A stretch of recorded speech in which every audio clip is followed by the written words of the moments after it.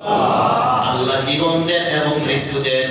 ওয়ায়ুখরিজুল হাইয়্যা মিনাল মাই ওয়া মা ইউদাব্বিরুল আমরু ফাসায়াকুলুনা আল্লাহ। সমস্ত সৃষ্টি জাতির কর্তৃত্ব কার? আল্লাহ। ফাসায়াকুলুনা আল্লাহ। এরপর আল্লাহ তাআলা বলেছেন, তাহলে তারা বলেছেন যে আল্লাহ। এই কথাগুলো প্রশ্নের জবাব করছেন আবু জেহেলদেরকে।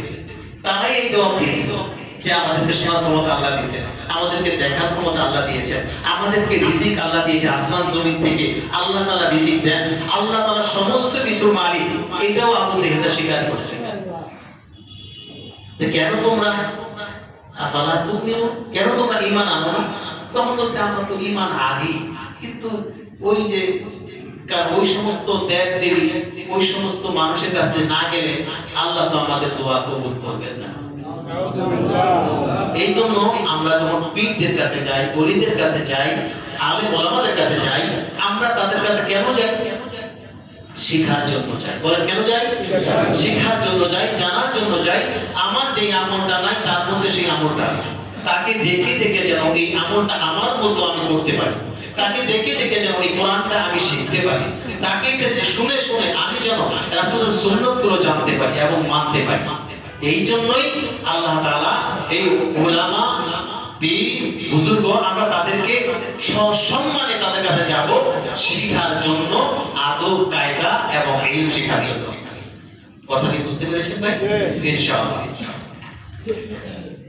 এই জন্য আল্লাহ বলেছেন, হুয়াল্লাযী জাআলা লাকুমুল আরদা যালুলান ফামশু ফি মানাকিবিহা ওয়া কুলু মিন রিজকিহি ওয়া ইলাইহিন নুশুর।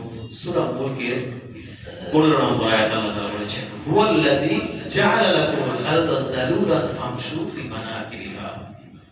এই যে তোমরা যে জমিনের মধ্যে বিচরণ করো, এই সবটা জমিন আমি তোমাদের জন্য পদানত করে দিয়েছি, অর্থাৎ মধ্যাকর্ষণ শক্তি দিয়েছি। এই মধ্যাকর্ষণ শক্তির কারণে এই জমিনের মধ্যে তোমরা লেগে থাকতে পারো। যদি মধ্যাকর্ষণ শক্তি না থাকতো তাহলে জমিন থেকে আমরা লেগে থাকতে পারতাম না, কিংবা আমাদের পোশাকগুলো নিচের দিকে থাকতো না, এটা উপরের দিকে উঠে যেত। বায়ুমণ্ডলের চাপ আমাদের উপর দিয়ে রেখেছে। এই চাপটাকে আবার ম্যাগনেটিক সিস্টেমে আল্লাহ তাআলা মানুষের প্রত্যেকটা কদমকে এই জমিনের সাথে টেনে ধরে, যার কারণে ওজন হয়, ভারী হয়। এই ভারী হওয়ার কারণে আমরা জমিনের মধ্যে লেগে থাকি। বলে সুবহানাল্লাহ। শুধু তাই নয়, এই জমিনকে তোমাদের বসবাসের জন্য, হাঁটা চলার জন্য উপযোগী করে দিয়েছি। অর্থাৎ এই জমিন কি পাথরের মতো শক্ত? যদি পাথরের মতো শক্ত হতো আপনি হাল চাষ করতে পারতেন না, ফসল ফলাইতে পারতেন না, আপনি বাড়ি ঘর করতে পারতেন না। সুবহানাল্লাহ, আল্লাহু আকবার। দেখেন আল্লাহ তাআলা কি সুন্দর করে বলেছেন যে আমি তোমাদেরকে জমিন পৃথিবী নির্জক দিয়েছি, এই জমিন তোমাদের জন্য পদানত করে দিয়েছি, হাল চাষ করার জন্য, বাড়ি ঘর করার জন্য, পানিকে রাখার জন্য, এমনকি বিভিন্ন গর্ত করে করে বড় বড় পুকুর বানানোর জন্য। পানি সেখানে থাকে না? থাকে না? সুবহানাল্লাহ জোরে বলে। এইভাবে আল্লাহ তাআলা আমাদেরকে বুঝাইতেছেন, বান্দারে দেখ শোন, আমি এই জমিনকে এমন ভাবে তোমাদের জন্য উপযোগী করে দিয়েছি, তোমরা চাঁদের মাটিতে যাও, বায়ুমণ্ডল নাই, ওজোন স্তর নাই, পাথরগুলো পড়তেছে টাইনে। এই যে ধূমকেতু বা বড় বড় পাথরগুলা মহাশূন্য থেকে যে লক্ষ লক্ষ পাথর ছিটকে যে ডিস্ট্রয়, এক একটা পাথর যদি হয় মনে করেন যে এই ঢাকার সমান, একটা ঢাকার সমান যদি একটা পাথর পৃথিবীতে এসে পড়ে, এটা টিকবে না। তো এরকম ধূমকেতুগুলো পড়তেছে, বড় বড় পাহাড়, একটা মনে করেন মাত্রের মধ্যে একটা পাহাড় পাথর পড়লো, কোথায় পড়তেছে? মরু অঞ্চলে, কিংবা যেখানে সমুদ্র, কিংবা যেখানে বরফ অঞ্চল, উত্তর মেরু, দক্ষিণ মেরুতে পড়তেছে। এই সমস্ত ধূমকেতুগুলো, সুবহানাল্লাহ একটা জোরে বলে।